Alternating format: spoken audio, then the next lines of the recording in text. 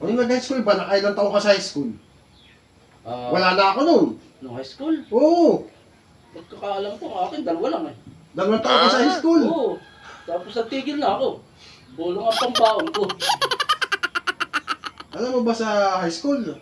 Nag-20 taon ako dun. 20 taon ka ba doon? O ba yun? Talaga. Para maturuan mo din yung ibang high school na yung sa para kanya Einstein na yan, no? Ay, hindi yun ang ginawa ko. Ako na nagturo sa mga guro. O, tinuruan mo sila, ma'am. Masyadong mahina ang mga utak. Hindi na, ma'am. Saka din sir. Oo. Kaya tinuruan mo sila. Oo. Ay, ayos yun. Sabi ko sa kanila, Para hindi sila nahihirapan pag tuturo. oo. So, tinuruan mo sila. Ang binigay ko na subject sa kanila, araw-araw recess. Ay, oo. Napakadali nun. Oo. Konti lahat sila pasado. Oo, laging graduate agad sila. Ay, ilan ang dumaan sa akin ng mga teacher at saka mga Ay, siyempre, 20 taon. Di madami yun. estudyante. Oo, di ba? Oo, resist lahat. Oo.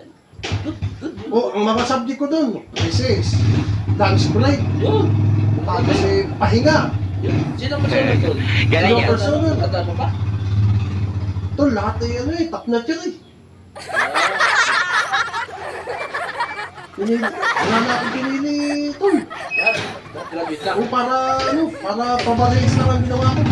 Para walang magkasakitan ng loob. Ay, oo, tama yan. Ay,